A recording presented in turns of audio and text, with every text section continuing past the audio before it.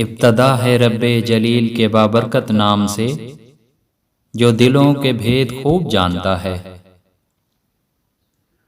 دنیا کے خلاف فریاد نہ کریں، کوشش کریں کہ کوئی آپ کے خلاف فریاد نہ کرے۔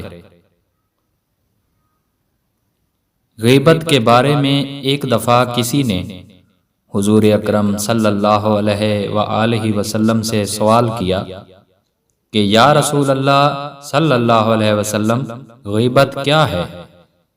آپ صلی اللہ علیہ وآلہ وسلم نے فرمایا، کسی انسان کی عدم موجودگی میں اس کے بارے میں وہ بات کرنا جو اس کے منہ پر نہیں کی جا سکتی۔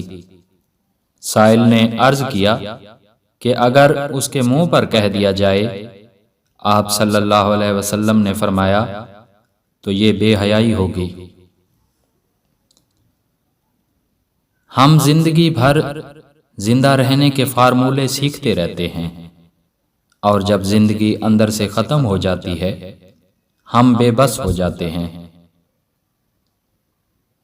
عبادت اس مقام تک نہیں پہنچا سکتی جہاں غریب کی خدمت پہنچاتی ہے۔ اسلام میں رہبانیت منع ہے۔ خدا کو چھوڑ کر بندوں میں مصروف رہنا بھی رہبانیت کی ایک شکل ہے، اور انسانوں کو چھوڑ کر عبادت میں مصروف رہنا بھی ایک طرح کی رہبانیت ہے۔ مختصر یہ کہ انسان اللہ تعالیٰ کی عبادت میں بھی وقت دے اور انسانوں کے حقوق بھی ادا کرتا رہے۔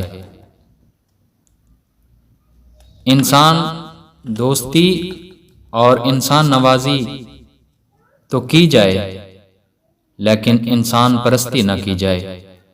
پرستش اللہ تعالیٰ کی اور خدمت انسان کی۔